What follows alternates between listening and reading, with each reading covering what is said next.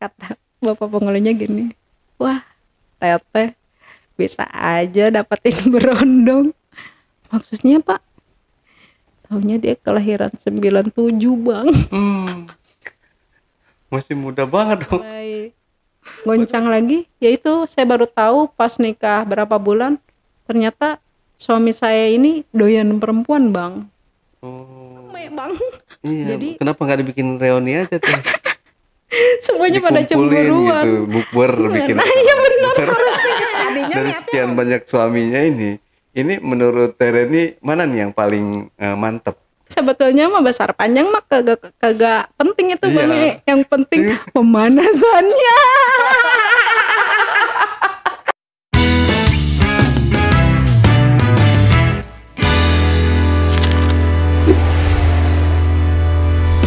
Curhat dong Bang Ale. Assalamualaikum warahmatullahi wabarakatuh. Ketemu lagi ketemu dengan host paling tampan se-Bekasi dan sekitarnya. Siapa lagi kalau bukan Ale, jejak backpacker. Dalam segmen Cuble, curhat dong Bang Ale, di hadapan saya telah hadir seorang narasumber. Di mana narasumber ini sering banget berseliweran mungkin ya teman-teman lihat di konten-konten horor. Nah, tapi uniknya di sini narasumber kita ini tidak menceritakan tentang horor, tapi kita kulik lebih dalam ranah pribadinya. Langsung aja kita sapa narasumbernya. Assalamualaikum. Waalaikumsalam Bang Ale. Teh Reni. Iya. Wah, Teh Reni ini bisa dikasih predikat ratu horor ya. Ratu horor. Karena udah banyak banget ya di mana-mana ya. Dibilang Diva Podcast mah netizen. Diva Podcast ya. Iya. Karena ya emang pengalaman ya gitu ya Teh Iya. ya. Kita yang sebagai orang yang kayak saya nih yang skeptis juga. Yang ngalamin ada aja ngalamin gitu. Iya. Entah kejadiannya di mana gitu. Entah 2 kali, 3 kali gitu. Nah begitu juga dengan Tereni. Mungkin ya kita kan nggak tahu tuh kisah-kisah Tereni yang mungkin dulu karena kan udah lama dilahirkan pasti banyak pengalaman Iya, juga Teh ya benar. gitu. Oke, nah di sini Tereni ini kan katanya yang menariknya nih ya. Aduh, belum apa-apa udah pengen ketawa jadi. Jadi Tereni ini katanya ini pernah menikah sebanyak 7 kali. Iya benar. 7 kali. Oh, wow, 7 kali. Bisa dibilang keren ya. Keren nggak sih? Banyak yang keren. Gagal 7 kali kok keren. Oh, aduh. gagal 7 kali. Iya bener ya. Apanya yang keren sebenarnya. Sedih Iya. ya. Tapi di balik itu semua Tereni, pasti ada suka dan dukanya ya. Dalam menghadapi biduk rumah tangga. Betul. Dengan bersuamikan sebanyak 7 ekor. 7 buah. 7 buah. Enggak dong, 14 dong buahnya. Oh iya betul. Ya kan dua-dua ya.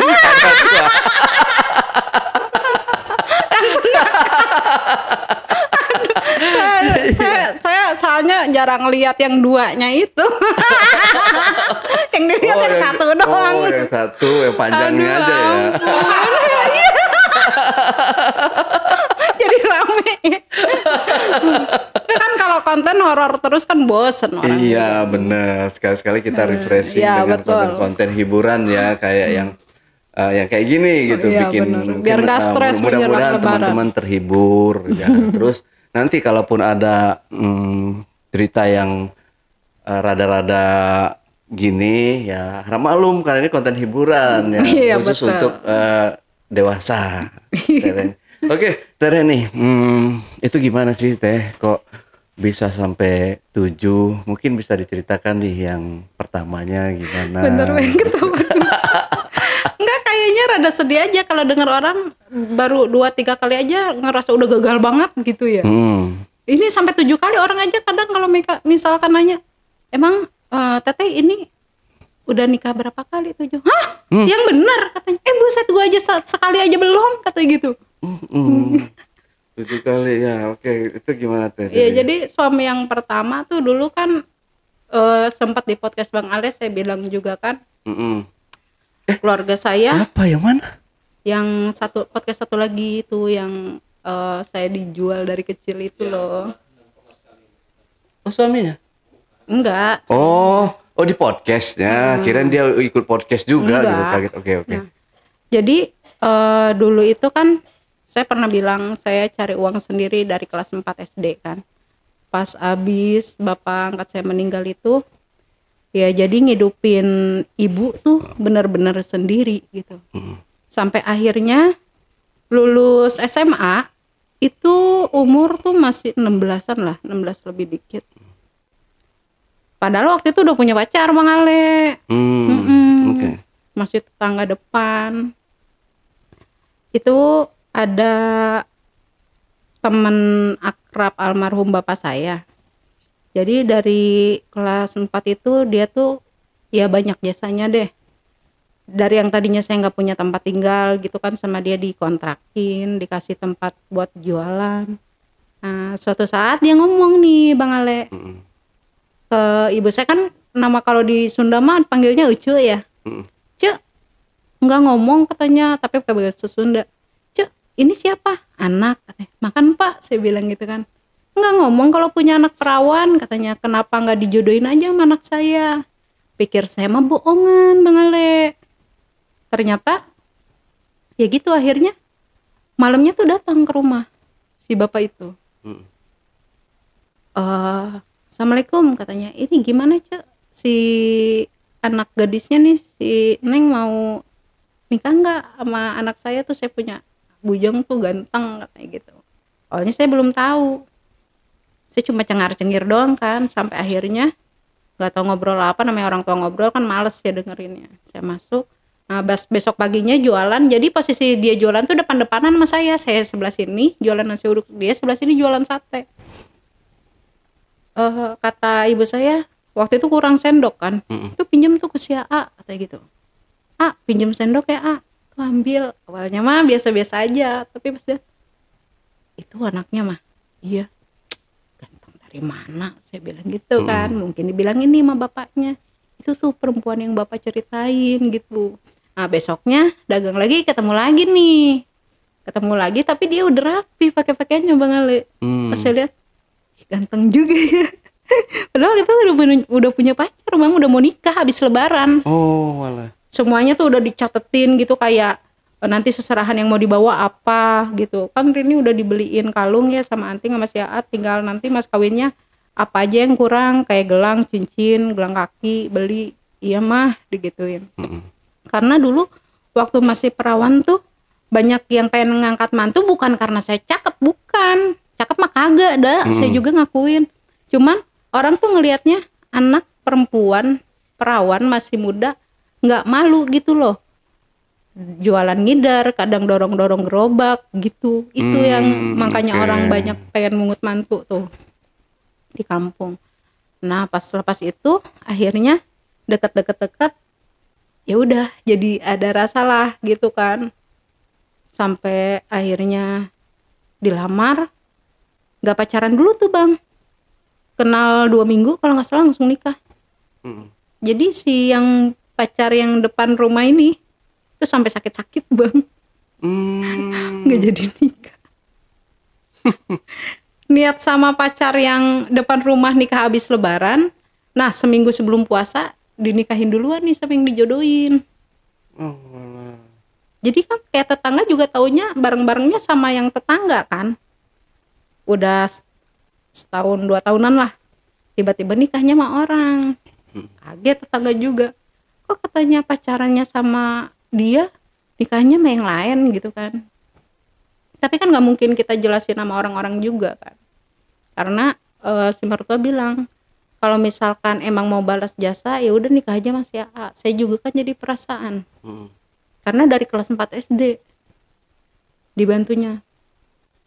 Nah udah gitu pas nikah 2 hari kalau nggak salah, banyak gosip nih katanya. Iya dia tuh makanya dinikahin ngedadak, udah bunting anak saya katanya, kata bekas pacar yang nggak jadi nikah tuh. Tapi emang dasarnya Allah tuh maha adil ya. Setelah nikah itu kosong 1 tahun Bang Ale. Oke. Belum hamil-hamil gitu, sampai akhirnya kita cabut nih merantau ceritanya ke daerah Sumedang.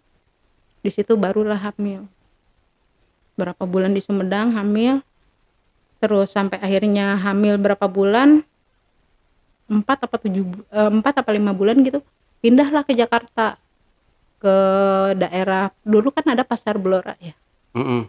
Saudara. Ya, pindah ke situ. Dipinjemin modal sama almarhumah mama, jualan. Jualan somai sama batagor, tapi alhamdulillah rame. Sampai kita kumpul-kumpul ada biaya buat lahiran. Nah, ujiannya ini setelah lahiran. Karena dulu kan pas nikah tuh kan nggak pacaran dulu ya. Kita jadi nggak ngerti cemburu-cemburuan. Jadi ini Pasar Blora, di atasnya itu kan lokalisasi. Belakang Pasar Blora diskotik kan. Nah, kata bibi saya gini, Rini, apa bi, tuh laki lu katanya lagi benerin kompor, bundaknya lagi dipegangin aja sama hostes. Biarin aja sih lah, cuma dipegangin doang mah biarin, demen kali gitu. Nah, lepas itu sampai akhirnya lahiran, baru lahir berapa hari ya, suami kebawa-bawa pergaulan situ bang, jadi doyan judi. Nah ibu saya mulai nggak respon tuh. Jadi kalau sistemnya almarhumah mama tuh keras, jadi nggak suka sama suaminya, ya udah saya juga kebawa-bawa gitu loh, tega sama anak. Lahiran nggak sempat lahiran ke puskesmas bang, udah keluar di situ duluan. Jadi kita tinggal di dalam pasar, jadi banyak kios-kios yang udah nggak aktif tuh dikontrakin buat tempat tinggal. Lahiran di pasar sampai umur anak itu 1 bulan, karena cekcok terus kan, mama sama suami pindahlah ke Bandung lagi. Nah pas udah di Bandung, saya mulai ikut-ikut dagang mertua. Jadi jam 12 itu udah bangun bang, jam 12 udah bangun, jam 3 udah jualan di pasar. Pulang jam 10 siang, langsung bebenah, tidur sebentar, jam 12 siangnya udah iniin dagangan lagi, nyangin dagangan lagi. Itu semenjak tinggal di Bandung itu suami nggak mau kerja sama sekali bang Ale. Judi terus, kalau buat minum dia nggak, judinya nggak tahan, siang malam sampai nggak pulang-pulang judi kan. Sampai akhirnya saya ngumpetin uang susu buat beli susu anak saya aja tetap diambil juga bang, ketemu aja lagi. Lama-lama kalau saya kan apa ya, jadinya tahu diri. Kita tinggal sama mertua, mau ribut, mau negor dia takut ribut, tapi kan mertua saya juga nggak buta.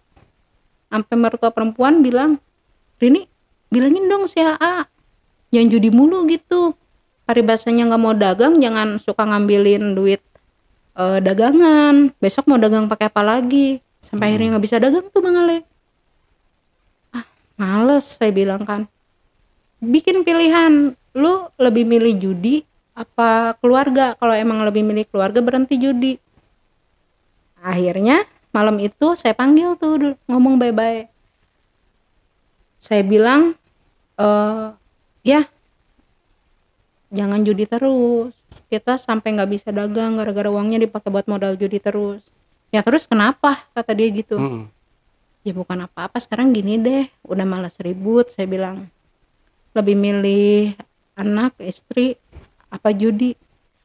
Dia bilang gini bang, kalau misalkan udah nggak suka, nggak terima, ya udah mana sini surat nikahnya saya tukar sama surat cerai. Dari situ saya punya harga diri ya.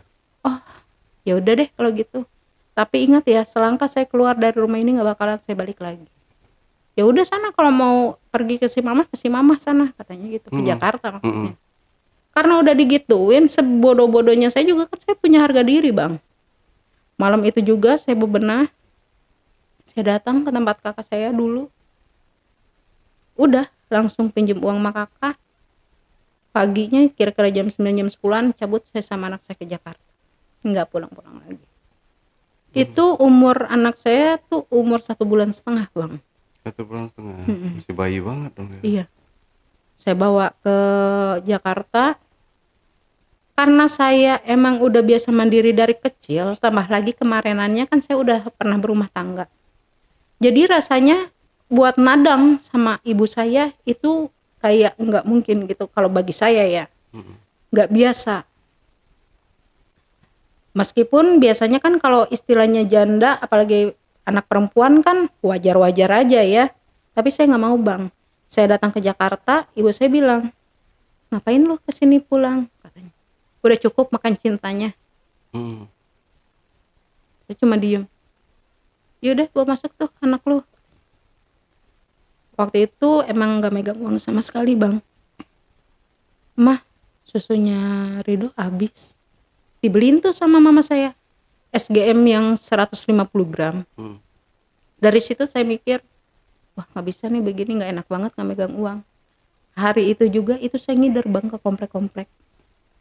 Nanyain kerjaan sama orang-orang. Bu maaf bu, barangkali butuh cuci gosok atau beres-beres. Nggak apa-apa deh dibayar berapa aja, yang penting ada buat anak saya beli susu. Banyak orang yang oh udah ada gitu. Tapi alhamdulillah pas pagi-paginya tuh ini katanya lagi nyari kerjaan ya. Iya bang, kerjaan apa? Apa aja deh bang, nyuci gosok kek, bebenah kek, apa kek. Yang penting adalah buat beli susu anak. Oh ya udah ayo ikut. Alhamdulillah tuh bang. Kalau zaman dulu tuh 2004-an dikasih 20.000 aja nyuci 3 bak gede bang. Itu tangan sampai lecet-lecet bang. Kayaknya girang banget gitu. Karena punya penghasilan sendiri. Itu abis nyuci lari tuh. Lari-lari. Aduh do. Nih kita beli susu do. Jangan nunggu abis nih. Jadi selama saya ngejanda itu utang saya sama ibu saya cuman itu susu doang, selebihnya saya. Dan selama dari umur 1,5 bulan sampai sekarang anak saya umur mau 22 tahun itu nggak pernah yang namanya saya minta gitu sama bapaknya 1.000 perak pun, sama mantan suami kek sama keluarganya nggak pernah. Dan mantan suami juga nggak pernah ngirim uang. Jangankan ngirim uang, nanyain kabar anak saya aja enggak. Paribasanya anak udah bisa apa, kalaupun udah sekolah naik kelas apa nggak pernah. Tapi kalau buat saya sih nggak jadi masalah. Karena kalau bagi saya udah mutusin buat pergi, bawa anak saya itu udah siap sama resikonya. Siap nggak siap, sanggup nggak sanggup, saya harus sanggup ngidupin anak saya. Mau apa itu kerjaannya. Yang penting halal. Sampai pada akhirnya tuh bang, pas kan kalau di pasar Bulora nyucinya tuh kayak pinggir-pinggir got gitu ya. Kadang saya nyuciin baju dari komplek, kadang jablay-jablay yang di Sudirman tuh. Nyucinya sama saya kan. Terus sambil nyuci kan iseng ya, ngilangin biar nggak terlalu capek sambil nyanyi-nyanyi. Sempat lewat lah masih saudara, suaranya bagus tuh katanya, daripada kulit nyuci gitu sayang, ayo mendingan ikut kerja nyanyi mau nggak? Nyanyi apaan mbak? Nyanyi apa, kayak dangdut bisa nggak? Bisa, saya bilang gitu kan. Akhirnya namanya saya nggak tahu, ternyata dimodalin nih, ini nanti pakai baju ini ya. Oh iya, saya bilang bajunya seksi banget ya. Sampai akhirnya taunya kerja di kafe bang. Nyanyi. Awal-awal sempat risih, saya bilang buset nih AC kayak gini dingin banget, mana nggak boleh pakai jaket kan. Udah pakai high heel tinggi banget, itu kaki udah mekar bang. Pulang rasanya betis sudah kram. Aduh buat anak mah udah biarin lah. Tapi alhamdulillah lumayan. Tapi namanya tempat kayak gitu kan orang mikirnya sama gitu. Cewek gitu tuh bisa di booking. Kalau saya kan mikirnya mau apapun kerjaannya yang penting halal. Sampai akhirnya pas malam-malam, namanya juga orang mabok kali ya, jam 2 malam kan tutup. Pas saya mau pulang ditarik, ayo ikut yuk katanya. Kemana pak? Kemana bang? Udah yuk kita check in. Maaf bang, kalau saya di sini cuma nyanyi doang, jual suara. Tapi kalau misalkan abang mau nyari perempuan, nanti saya coba tanyain teman-teman saya.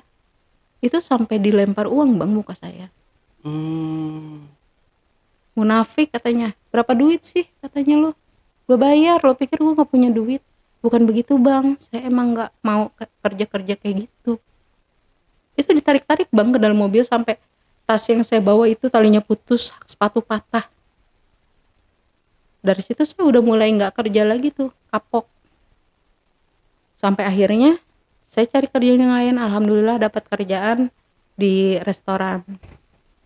walaupun di belakang gitu ya, bagian cuci piring sama ngiris-ngiris. Tapi paling enggaknya adalah buat kelangsungan hidup. Sampai akhirnya sempat ketemu waktu masih kerja itu, sempat ketemu nih salah satu preman besar nih. Tapi nggak usah disebut namanya ya. Sebelum saya resign itu saya masih kerja sehari karena nunggu manajernya kan sambil pamit gitu. Hari terakhir saya kerja itu Bang, pas saya lagi nyanyi, pengunjung kan lagi banyak ya. Satu-satu pada pergi, padahal minuman masih banyak saya pikir kan. Datang nih orang itu sama pasukannya nih, badannya tinggi gede, orang-orang timur sana. Akhirnya karena saya nggak tahu kan Bang, pas lagi abis selesai nyanyi kan gantian nih, dibilangin nama MC-nya, teh tuh dipanggil sama si abang itu. Oh iya, sini duduk sini. Oh iya Bang, kenapa Bang, kamu kerja di sini? Iya Bang, baru ya? Iya, saya baru lihat pantesan, katanya. Yuk mau minum nih. Maaf Bang, saya nggak biasa minum alkohol gitu. Soalnya saya juga punya anak kecil. Ya udah kamu minum apa? Ambillah minuman ringan ya. Tapi benar Bang, dikasih uang banyak tuh waktu itu. Nih pegang nih buat anak kamu katanya. Wah banyak banget Bang ini. Udah pegang aja katanya. Buat beli susu. Alhamdulillah ikhlas nih Bang. Ya udah pegang. Saya kantongin nih. Taunya pas udah gitu saya lihat teman-teman saya udah pada nggak ada Bang. Teman-teman saya udah pada nggak ada, pada pulang duluan, tinggal saya doang kan. Itu nyanyi terakhir, pas udah selesai saya turun ganti baju, saya balik lagi kan kalau akses keluar ngelewatin table-table itu lagi kan. Saya lihat pengunjung lain udah nggak ada, tinggal si preman ini nih sama anak-anak buahnya, tapi anak-anak buahnya udah pada nggak ada. Dia lagi ngegeletak di ubin, kayaknya mabuk terlalu parah gitu kan. Tapi saya tuh kan nggak tega ya ngelihat begitu. Saya bilang ke OB yang biasa bersih-bersih situ, bang, tolongin Bang, ini Bang, kayaknya mabok parah, yuk angkat yuk ke situ ke bangku. Saya bilang diangkat nih, saya mau tinggal nggak tega ya ngelihat dompet, HP, apanya kan takut hilang. Nih Bang, nggak, saya nggak berani katanya gitu. Ya terus gimana dong? Ya udah kamu pegang aja. Itu saya tungguin Bang sampai subuh, sampai dia bangun, sampai pagi. Dia tidur di situ, bajunya saya bersihin, saya pinjemin baju OB kan, saya sekain, saya tidur aja begini. Sampai akhirnya pagi dia bangun, Dek bangun katanya. Abang udah bangun? Udah katanya. Kemana anak-anak buah saya? Nggak tahu Bang. Saya kesini lihat abang udah ngegeletak malang di situ. Terus yang ngangkut saya siapa? Ini saya pakai baju siapa? Maaf Bang, saya ganti bajunya muntah semua. Dia cuma ngeliatin. Kamu nggak takut sama saya? Emang kenapa Bang? Emang abang galak ya? Saya dari awal kenal abang baik kok. Ya bagus kalau kamu nggak tahu, kata dia gitu. Dia mikir tuh saya, oh ngomongnya gitu ya. Biarin lah. Yang penting dia mah nggak, dari awal kenal kan nggak grepean, nggak apa kan, sopan. Ya udah, bentar ya Bang, saya keluar nih beli sarapan sama teh manis hangat kan. Dia cuma ngeliatin doang gitu kan. Sampai akhirnya, ya udah saya mau pulang katanya. Kamu bisa nggak? Saya minta tolong stopin taksi. Oh boleh. Pas lagi bareng dia taksi tuh mau minggir ngelihat dia nggak jadi Bang jalan. Akhirnya saya tunggu di sini ngumpet nyelip di tembok alpa. Saya nyetopin sendiri. Pas udah dapat buka pintu, Bang kebun jeruk ya. Oh iya katanya. Tuh Bang masuk. Itu pas tutup pintu jalan kata gitu dia. Iya Bang. Dek saya pulang dulu ya. Iya Bang, hati-hati ya Bang. Nah, pas abis gitu, besoknya kan saya udah gak kerja kan, karena kan itu hari terakhir saya. Besoknya lagi, lusanya tuh, tiba-tiba jam 10 siang, ada yang ketok-ketok ke kamar ibu saya, nanyain, dur gitu. Kayak debt collector, nagih utang gimana sih Bang? Dibuka, ngeliat, orang itu tinggi gede. Bu, katanya, rumahnya Rini di mana? Katanya tinggalnya di sini di Pasar Blora. Hah? Emang ada apa Bang? Anak saya ada masalah apa? Enggak. Yang mana kamarnya? Nggak dikasih tahu tuh sama ibu saya. Pikir ibu saya bermasalah Bang. Akhirnya diam-diam bibi saya ke tempat saya. Rini, lu ngumpet dulu. Kenapa? Ada yang nyariin. Siapa? tahu serem dah katanya gitu. Lu punya masalah kemarin ya makanya keluar kerja? Enggak Bi, cuma saya nggak bilangin tuh masalah yang orang yang kan iya ya saya tuh. Terus saya samperin kan karena ngerasa nggak punya masalah. Ya bang, ada apa ya? Ini saya Rini. Oh ini ada titipan dari bos saya. Itu bang, peralatan bayi kayak pamper, susu segala macam itu sampai 4 kantong bang. Oh.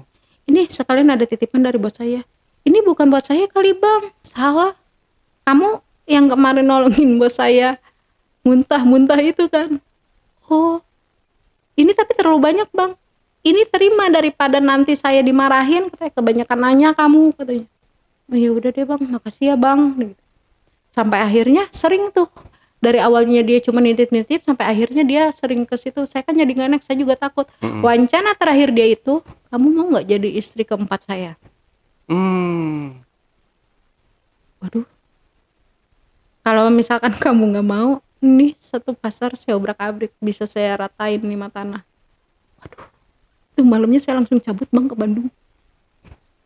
Pulang kampung. Takut saya. Nah, pas udah di Bandung, saya bingung nih nyari kerja. Sampai akhirnya dapat kerja di kafe lagi lah. Kerja di kafe, waktu itu jadi kasir. Di kafe Batak. Ketemulah nih salah satu pengunjung situ. Pokoknya baik banget lah dia nanya, kenapa kok kerja di sini? Katanya, iya bang, saya curhat lah gitu ya. Masalah ekonomi saya, keluarga saya. Sampai akhirnya diangkat lah tuh sama si abang itu, udah gak kerja lagi di situ. Dijamin hidup saya. Ternyata si abang ini bos besi bang. Oke. Dan selama ini saya nggak tahu kalau istilahnya dia itu udah berkeluarga. Waktu itu sebetulnya di rumah itu ada saya, ibu saya tidur, terus dia lagi bertamu juga, saya lagi gendong anak. Ceritanya datang nih kayak keamanan setempat. Karena malu, padahal posisi juga pintu nggak ditutup bang Ale. Namanya di kampung kan pada kayak gitu ya. Sampai akhirnya nikah deh tuh. Ternyata dia tuh udah punya anak istri bang. Si bos besi ini. Tapi setelah ketahuan itu jadi suami kedua kan. Si bos besi ini suami kedua walaupun kita nikah siri. Oh, oke. Ketahuan karena istilahnya saya merasa bukan saya yang godain, saya ngomonglah baik-baik sama istrinya. Istrinya juga bisa terima, alhamdulillah. Sampai akhirnya saya bilang, ya udah teh, kalau misalkan emang rumah tangga teteh masih bisa diperbaikin sama suami teteh ini, gak apa-apa saya mundur. Saya mundur, tapi masih di situ. Waktu itu sering bolak-balik ke TPI nyanyi, dapatlah calon suami kru MNC situ. Dulu kan masih TPI, belum MNC kan. Jasep. Bukan, Asep. Selepas itu karena udah cerai kan sama suami yang kedua nih. Nggak lama bang, jaraknya cuma berapa bulan doang. Abis masa idah dinikah nih sama orang MNC ini. Jadilah suami ketiga. Tapi saya dapat dia masih bujang. Oh. Umurnya beda 2 tahun lah sama saya. Tua dia 2 tahun. Cuman keluarganya itu nggak terima bang kalau anak sulungnya nih yang bujang dapetin janda punya anak 1. Jadi berkoar lah kemana-mana. Yuk anak gua apes nih katanya bujang dapetin janda anak 1 katanya. Saya bilang, bang, kayaknya kalau misalkan abang masih kekeh pengen nyatu sama emak, neng ngalah deh, neng pulang kampung. Ntar baju-baju neng yang sisa di sini bakar-bakarin aja karena neng udah nggak mau nginjak ke sini lagi. Tapi kalau emang abang masih mau sama neng, ayo kita pindah dari sini, kita ngontrak. Akhirnya mau tuh bang, diajak ngontrak. Dari situ karena saya terlalu dihina sama sama mertua saya nih, saya kumpul-kumpul kerja, akhirnya bisa jualan di daerah Pinang Ranti, Jakarta Timur. Jualan pagi, jualan nasi uduk sama lontong sayur, siangnya jualan pop es sama jajanan anak-anak, ketemu malam kopi Indomie gitu-gitu. Alhamdulillah bang, paling rame. Nah, tapi yang jadi konflik nih bang, si suami yang ketiga ini, dia kerja, dia punya gaji. Setiap dia kerja, itu keluarganya tuh datang. Kalau bagi saya nggak jadi masalah, Bang. Oke. Misalkan dia dapat uang 800 atau 1.200.000, tetap nyampe ke saya cuma 300, 200. Nggak jujur dari keuangan kan. Tambah lagi dia juga sama tuhnya judi juga, tapi togel. Oh, sama aja lah judi ya. Lama-kelamaan karena semua-muanya dia merasa, oh bini gue pintar nyari duit ini, malah jadi keenakan, Bang. Ibu saya nggak suka lah dari situ. Udah mulai keenakan, terus istilahnya dia juga udah nggak peduli sama saya, mau sakit juga nggak diurusin kan. Akhirnya jadi rumah tangga juga udah hambar. Maaf, jangankan kayak orang gitu masih ada mesra-mesranya, jadi udah malas aja. Saya bilang ke suami saya gini, saya yang capek kerja, saya yang udah banyak berkorban, tapi saya yang masih ngalah. Saya bilang, Bang, abang udah nggak suka sama Neng ya? Oh emang udah ada yang baru ngomong aja, nggak apa-apa. Neng juga sadar kok abang dapat Neng janda, barangkali abang pengen punya bini perawan. Enggak kok ngomong kayak gitu, berkelit lah dia. Lama-kelamaan sampai akhirnya tiap saya pulang ketemu dia nggak tahu main, pokoknya asik sama dunianya sendiri, Bang. Tidur aja masing-masing. Saya bilang, Bang, ini rumah tangga kayaknya udah nggak enak banget deh. Rumah tangga kita terlalu hambar. Kita satu rumah, satu atap, tapi lu gue gitu. Ngobrol pun enggak. Kecuali di Neng ada salah, umpamanya Neng sama cowok lain atau gimana. Kan enggak, Bang. Semua-muanya tanggung jawab abang udah Neng yang mikul semua. Neng kurang apa? Sampai akhirnya dia bilang, enggak abang biasa-biasa aja. Lama-lama kan muak juga, Bang. Sampai akhirnya saya sering keluar malam tuh, dapatlah tempat dagang, Bang. Dapat tempat dagang di seberang lokalisasi. Saya jualan di situ, ketemulah preman yang megang daerah situ nih, orang Makassar. Akhirnya udah nyaman sama dia, saya nanya lagi nih sama suami saya, abang mau sampai kapan begini terus? Neng udah muak, tahu nggak didiemin kayak gini mulu. Jadi rumah tangga benar-benar lulu gue, Bang. Jadi ntar saya pulang dia pergi, saya pergi dia pulang gitu. Mendingan nggak usah, saya pikirkan. Cabutlah saya tuh, bawa pakaian seadanya lah, pakaian doang, tapi barang-barang yang lain masih di rumah. Saya cabut, tinggal dekat tempat si preman yang megang tempat saya jualan itu. Udah nyaman sama dia, sampai dia bilang, Neng nggak mau pulang-pulang ya? Ngapain, Bang, pulang juga udah nggak ada lagi yang bisa dibenahin. Saya bilang gitu kan. Sampai akhirnya dia bilang, ya udah, abang jatuhin talak 1 lewat SMS, Bang. Gila ya. 2010 enggak 2010, 2011 lewat SMS saya ditalak. Wah ya udah, barang-barang Neng udah sama mama Neng semua ya. Iya. Sampai akhirnya ya saya jadi nikah siri lah sama orang Makassar ini selepas ditalak. Jadi lucu juga sih sama orang Makassar ini. Awalnya dideketin bapaknya. Bapaknya ini kan preman situ. Punya 3 anak cowok, 1 anak cewek. Anak yang cewek di Makassar, 3 anak cowok di sini semua. Jadi kalau bapaknya yang bermasalah, yang turun tuh anak-anak cowoknya. Suatu saat bapaknya itu mau pulang kampung ke Makassar. Dia bilang gini, sama anak paling gedenya nih, lu jagain ya calon materi lu sampai bapak pulang dari Makassar. Dia cuma diem. Dengar nggak lu? Iya pak, katanya gitu. Dia pulang, karena saya ngerasa nggak ada hubungan pacaran deket sama si cowok ini, akhirnya kita jadian nih, Bang. Sebelum nikah tuh kita jadian, kedengeran lah nih kabar ada yang nyepuin ke bapaknya di Makassar. Telepon lah dia. Bapaknya telepon marah-marah nih ke saya.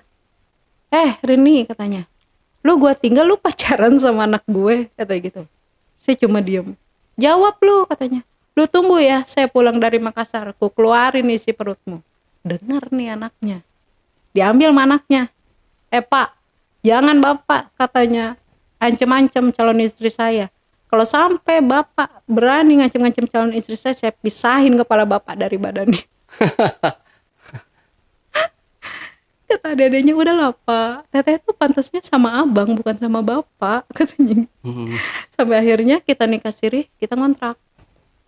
Nah sempat udah berapa bulan ngontrak, si bapaknya tuh datang dari Makassar. Teman tetangga dagang saya pada bilang, Rini cepetan cabut, katanya. Daeng datang, katanya. Saya pikir ngapain mesti cabut, kan saya nggak salah gitu. Akhirnya karena banyak omongan, udah buruan, yang lain pada ketakutan, saya cabut juga nih.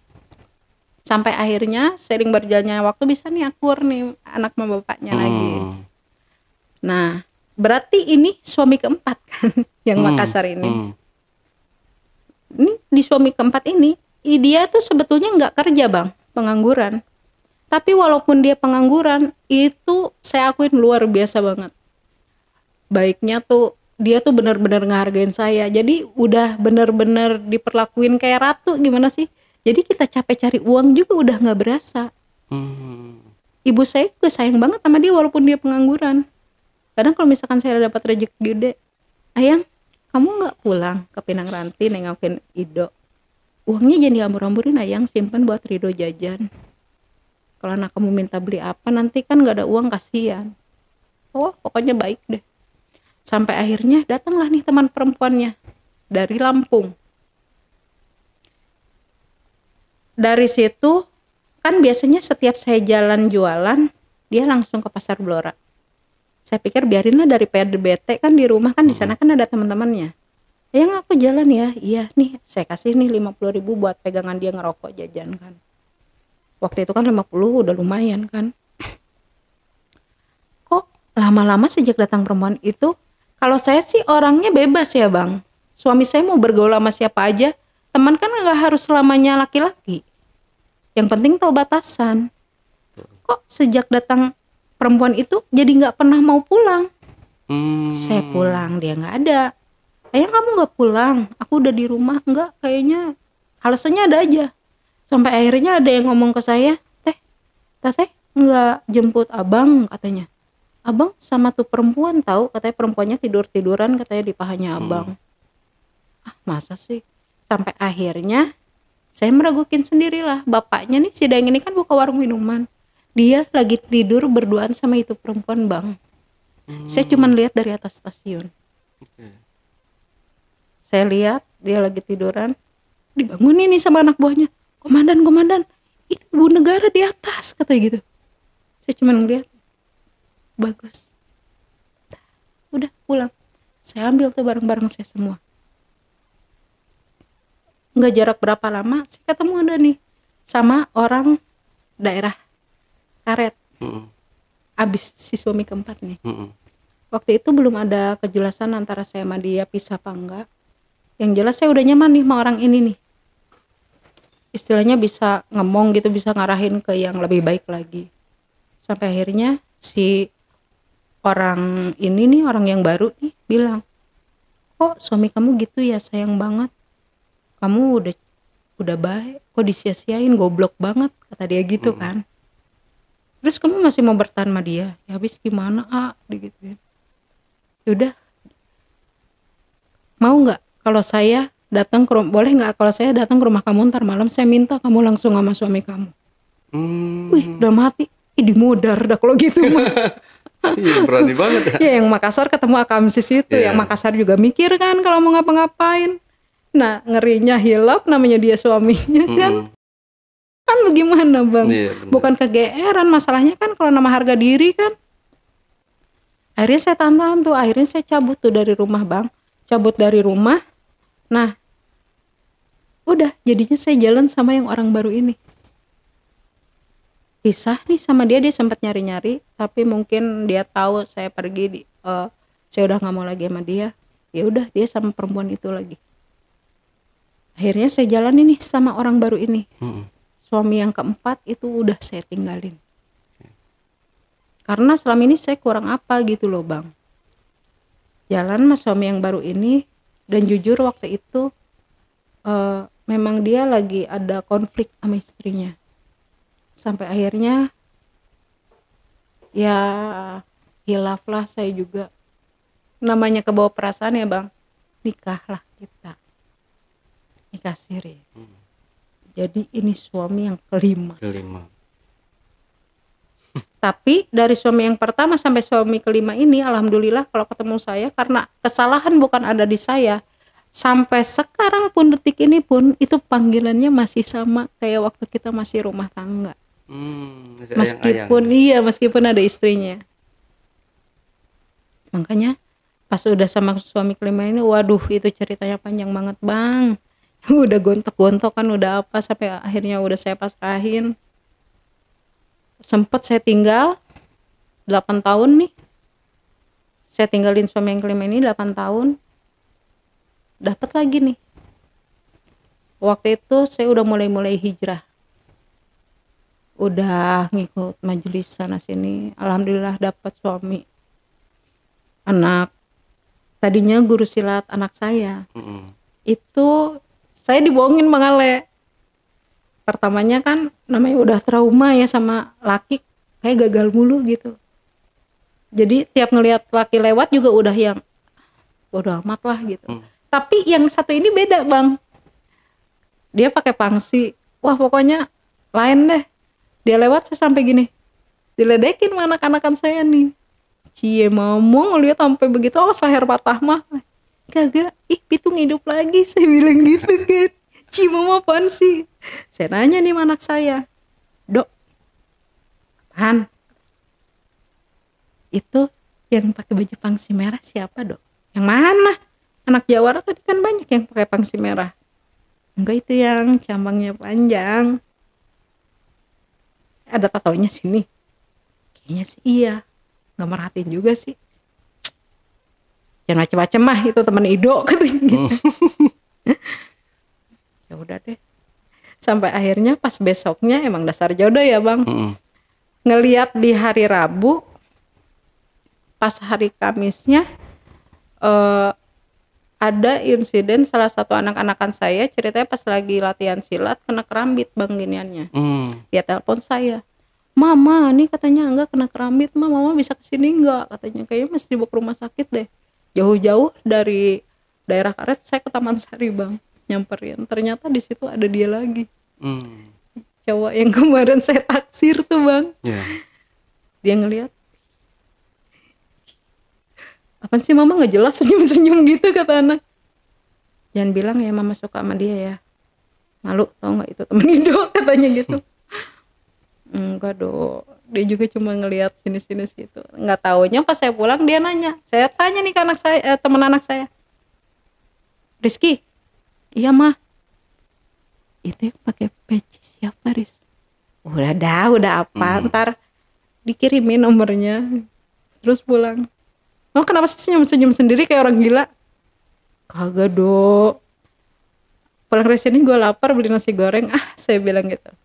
Saya pikir ntar habis beli nasi goreng gue mau ngechat nomor yang tadi. Anak saya udah paham nih, cuman gitu doang. Akhirnya pas nyampe rumah baru 2 suap, si cowok itu ngechat duluan bang. Jadi Rabonya ditaksir, Kamis ketemu, Jumatnya jadian. Itu udah main ke rumah, nggak mau pulang-pulang lagi bang. Abang nggak pulang? Enggak. Emang nggak boleh ya? Ya jangan abang, saya kan janda, saya bilang. Ntar kalau digerebek Hansip gimana? Biarin, biar dinikahin. Wah rezeki nih, udah sampai akhirnya hijau nih gitu ya. Sampai akhirnya dia ngotot nih, dia kumpulin uang, ngelamar lah ke rumah. Enggak dilamar bang, langsung dibawain penghulunya ke rumah.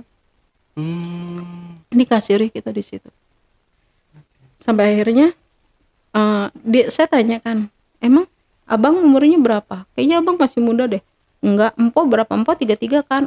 Beda 2 tahun mah nggak masalah, po, cinta mah nggak pandang usia, kata dia. Saya 31, oh oke lah, nggak apa-apa, beda 2 tahun doang. Karena sama yang Makassar kan bedanya 5 tahun, muda dia.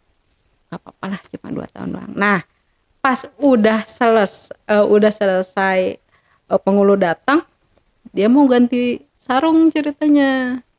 Kan mau ijab kabul kan. Saya lihat kok betisnya mulus amat, udah kayak anak baru kemarin bang. Rada curiga nih, kok bulunya masih halus-halus bulu betisnya kan. Dok, apaan? Itu temen lu yakin umurnya 31? Ih nggak tahu. Pas ijab kabul kan harus pakai KTP bang, walaupun nikah siri. Kata bapak pengulunya gini, wah teteh bisa aja dapetin berondong. Maksudnya pak? Taunya dia kelahiran 97 bang. Masih muda banget dong. Berarti waktu itu umurnya kalau Terene 97 apa 98 gitu. Pokoknya bedanya jauh, lebih dari 10 tahun bang. Saya mau batalin, lagi proses ijab kabul kan malu bang, banyak tamu. Akhirnya udah diterusin. Dari situ saya sempat gedek juga tuh. Tapi ternyata kalau buat tanggung jawab, dia tanggung jawab bang, tanggung jawab penuh kalau buat materi ya, walaupun istilahnya secukupnya, tapi paling enggak usahanya tuh bener-bener ngusahain banget gitu buat keluarga. Cuman ya nggak enaknya punya suami masih terlalu jauh umurnya di bawah kita, malah jadi kita yang ngemong gitu. Lu laki gua apa anak gue sih? Udah gitu karena saya lebih tua dari dia kan, kadang kalau udah beberes atau apa capek kan, dia yang masih, Bun, sini. Apaan sih? Duduk sini kek. Ribet. Sampai akhirnya mulai goncang lagi. Yaitu saya baru tahu pas nikah berapa bulan, ternyata suami saya ini doyan perempuan bang. Jadi kalau misalkan kayak nganter-nganter barang ekspedisi itu doyan jajan perempuan. Ketahuan dari chatan.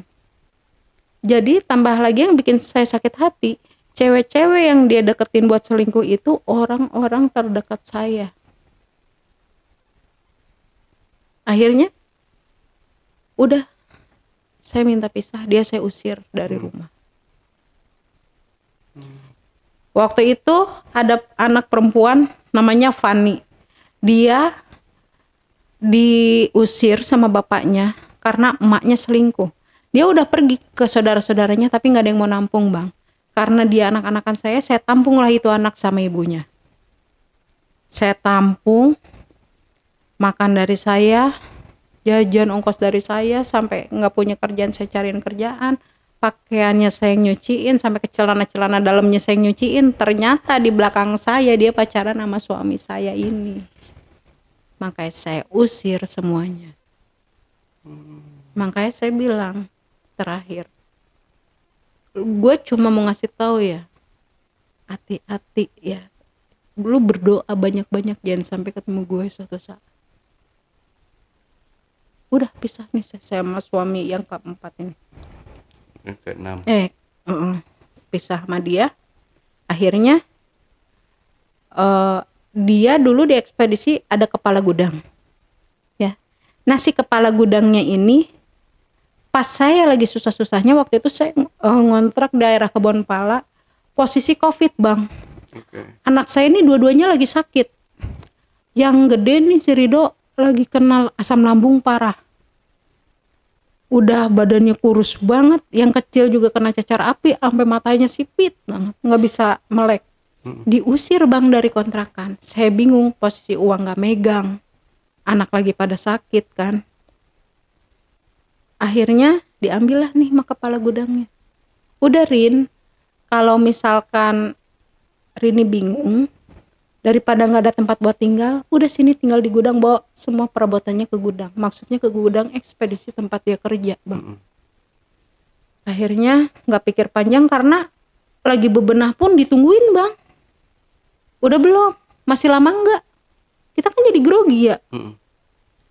Dibawa ke sana semua.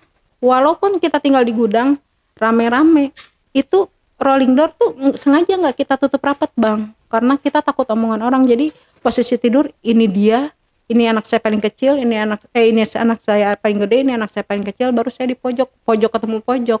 Tapi kan namanya omongan orang bang, ya kan? Sampai akhirnya bapaknya si kepala gudang ini kan orang terpandang daerah Tanah Abang situ. Dia ngomong lah, itu katanya bekas bininya si Anu, katanya bekas bininya anak buah lo katanya. Sekarang tinggal di situ. Iya. Aneh yang nampung pak, kasihan. Tapi omongan orang itu nggak enak. Sekarang enaknya gimana? Kalau lu mau punya duit, mau lu kontrakin, bayarin kontrakannya. Enggak, mau dinikahin aja.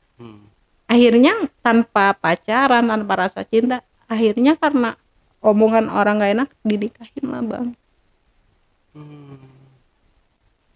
Kesininya mulai enak tuh. Jadi dia dulu pernah punya istri tapi udah 2 tahun cerai kan. Sempat di awal-awal itu nggak akur sama anak-anak tiri nih, sampai akhirnya alhamdulillah akur nih. Selang 3 tahun rumah tangga sama dia, kesininya dia, saya kan mulai kerja nih. Dia sering nuduh saya, katanya saya selingkuh. Ternyata taunya dia yang suka bawa perempuan ke toko. Ketahuan. Kalau saya sih orangnya karena udah sering diselingkuhin, saya bilang gini, ya ayah sama perempuan itu udah lama. Enggak, belum. Terus kok manggilnya ayang-ayangan? Diem dia. Sekarang gini aja deh, daripada ribut-ribut, aku mau nanya nih, kamu serius sama itu perempuan? Dia enak banget bang jawabnya, kayaknya sih iya. Oh ya udah dari situ udah saya tinggal. Jadi mulai sekarang kita udah nggak ada apa-apa lagi ya. Istilahnya ya kamu mau sama perempuan itu ya silakan, kelarin dulu saya. Pisah tuh bang di situ. Pisah sampai akhirnya ada hampir setahunan lah. Dulu setiap saya jalan kerja itu walaupun jauh jaraknya dari Tanah Abang Bekasi itu nggak pernah yang namanya mau naik kereta. Karena saya tahu mantan suami saya yang dulu itu kan megang daerah situ. Saya malas kalau ketemu dia kan, pasti ribet. Bolak-balik naik Gojek gitu kan. Sampai akhirnya mentok suatu saat tuh saya nggak punya duit bang. Saya nggak punya duit, naiklah kereta kepaksa. Berapa kali naik kereta, aman nih nggak pernah ada dia. Saya pikir dengar dari orang-orang katanya dia sama istrinya di Tangerang. Aman dong. Keranjingan lah tuh bang naik kereta. Sampai suatu saat pas saya pulang syuting, ada salah satu anak buah dia ngadu ke rumahnya. Aa bukannya nyari si Teteh ya? Teteh siapa? Teh Rini katanya. Bekas istri Aa. Emang kenapa ya? Teteh sering bolak-balik karet tahu naik kereta katanya. Oh yang bener lu. Nggak percaya. Tadi pagi aja ada, tapi ini belum kelihatan balik lagi. Tungguin deh di atas, pasti ntar dia lewat. Naiklah bang dia ke atas. Saya nggak tahu kan, karena pas saya jalan dia nggak ada. Saya pulang, jalan enak aja buat atas. Pas nengok, set, aduh dengan banyak putus asa itu bang. Aduh ketemu dia lagi ribet ini pasti ternyata benar. Posisi saya kan waktu itu emang lagi nggak ada suami ya, ketemu lagi sama dia karena udah kebanyakan kecewa dulu rumah tangga bertahun-tahun sama dia. Jadi pas ketemu itu udah nggak ada rasa bang, udah nggak ada rasa sama sekali. Dia nengok, Ai katanya, kamu mau kemana? Mau pulang. Emang kamu tinggal di mana sekarang? Di Ben Hill. Anterin ya. Saya tuh tahu watak dia bang, kalau saya bilang nggak mau pasti dia rokes. Akhirnya ya udah deh. Awal-awal biasa-biasa aja nih. Kedua kalinya saya pulang, besok-besokannya dianterin lagi, masih biasa-biasa aja. Ketiga kalinya dia ngomong, ayo aku tak kangen tau Ai sama kamu, kangen pulang ke rumah kamu lagi kayak dulu. Dalam hati saya, kangen dulu aja lu nyakitin gue. Nambahin beban hidup gue. Sekarang kangen lagi. Saya bilang gini, yang udah mah udah ya, udah kita mah lebih enak kayaknya gini aja deh, temenan, kalau enggak jadi saudara gitu. Emang kamu udah nggak mau? Wah pokoknya banyak deh bang effortnya, sampai bisa dibilang nangis-nangis nyesel lah apalah ya, namanya buaya kan. Sampai akhirnya ngeyakinin saya, ngeyakinin Ridho, ada omongan saya, sama istri kamu masih kan, saya nggak mau dimadu, saya udah nggak mau ngerusak rumah tangga orang, saya bilang. Sampai akhirnya, kamu boleh balik lagi sama saya setelah selesai. Benar bang, dicerain bininya. Karena dia bilang, selama aku nunggu kamu, rumah tangga aku itu udah hancur. Awalnya kalau dia yang ngomong sendiri, saya nggak percaya bang. Ternyata tetangganya, teman-temannya pun ngomong seperti itu. Jadi mau nggak mau saya terima dia balik lagi. Saya lihat gugatan cerai udah mulai masuk ke saya, kehidupan dia lagi. Effortnya banyak, sampai tiap saya syuting kemana-mana dia antar, hujan-hujanan apalah. Sampai semua teman-teman saya bilang, effortnya abang luar biasa, pertahanin teh. Seiring berjalannya waktu, kesininya mulailah kumat penyakit yang dulu tuh.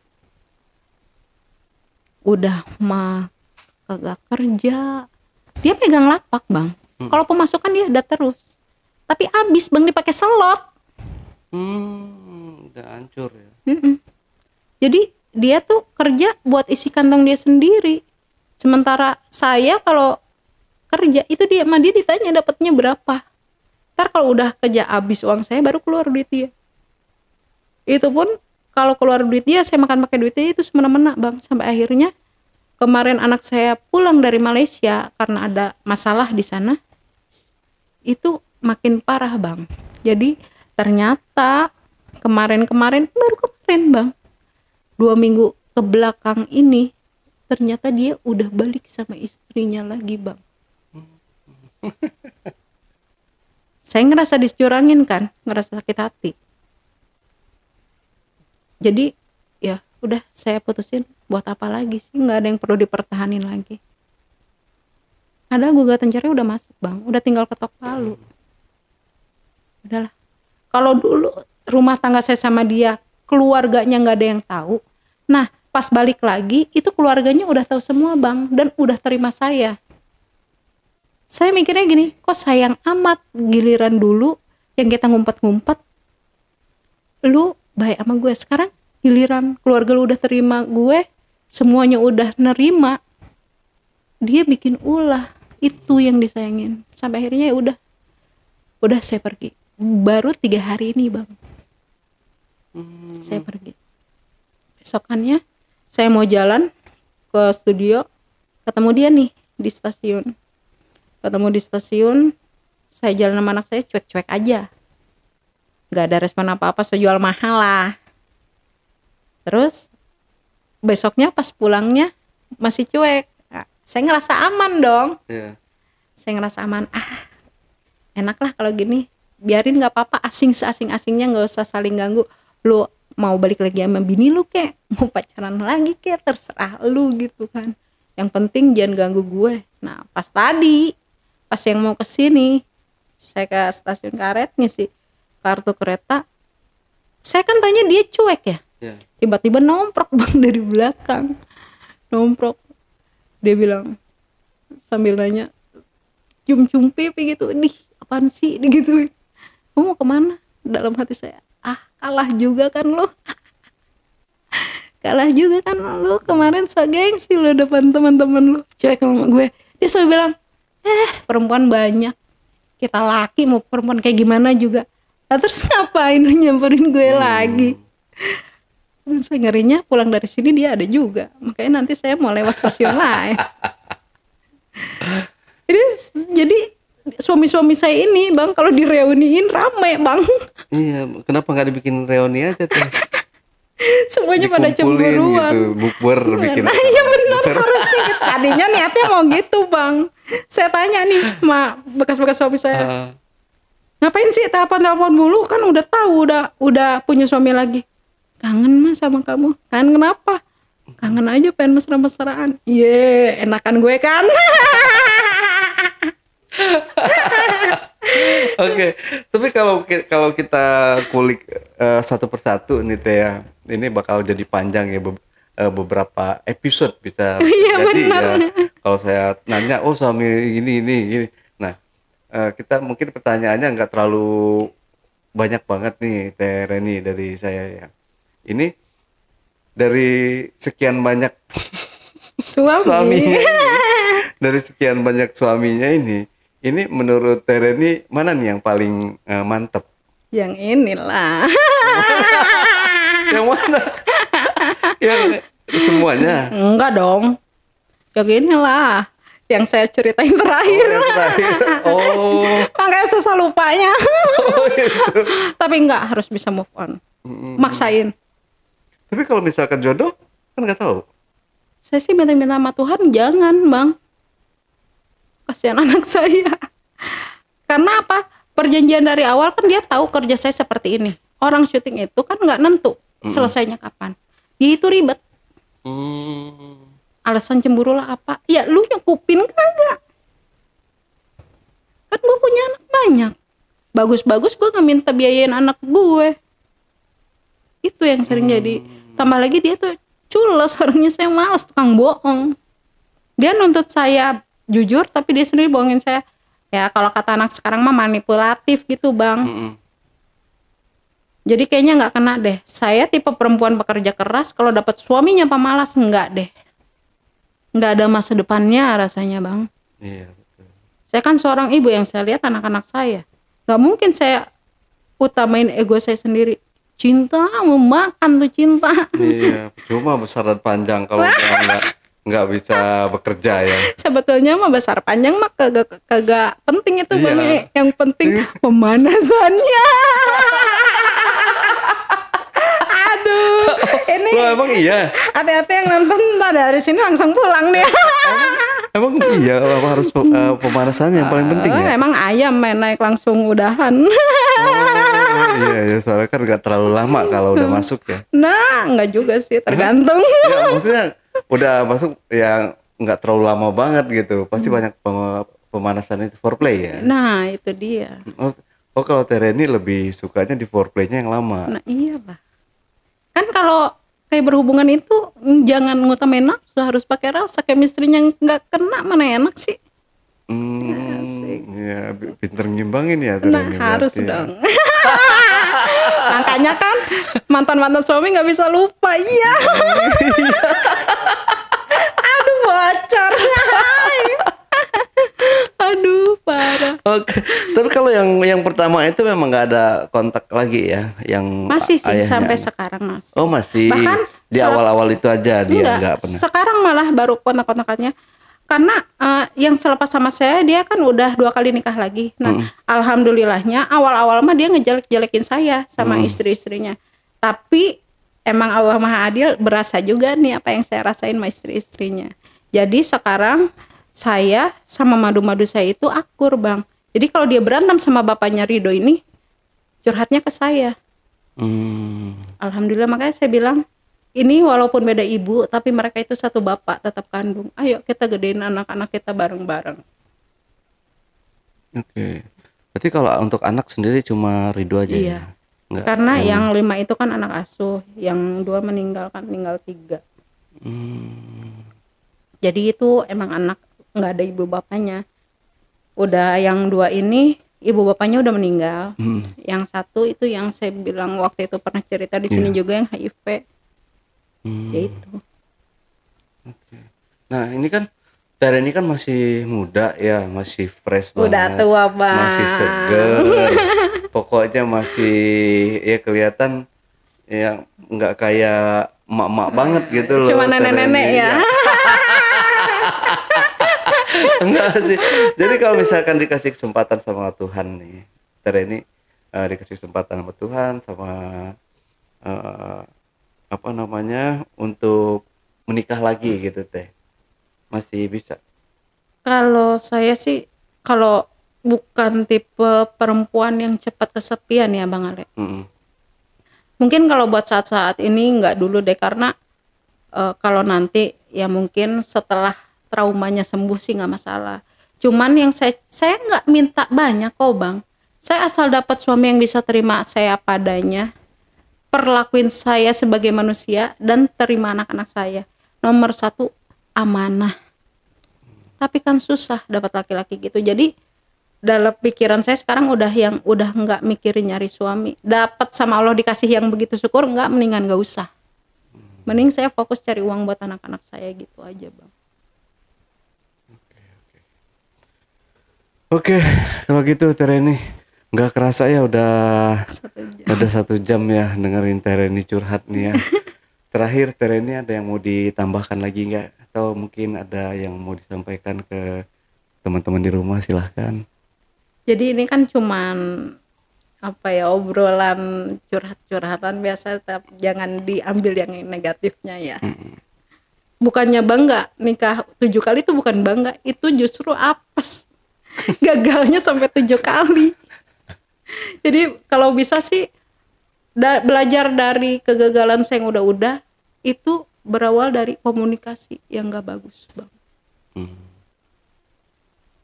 Komunikasi yang gak bagus, tambah lagi ya nggak jujur. Itu paling utama sih. Oke, kalau gitu terima kasih Teh Reni.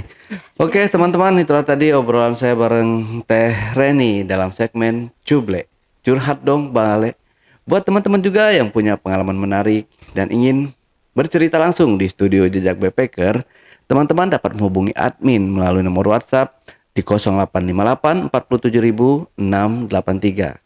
Atau buat teman-teman juga yang ingin menceritakan pengalaman pribadinya, pengalaman uniknya, tapi malu untuk menceritakannya di channel YouTube Ale Jejak Backpacker, teman-teman dapat mengirimkan cerita menarik kalian melalui email admin@jejakbackpacker.id atau di ale@jejakbackpacker.id.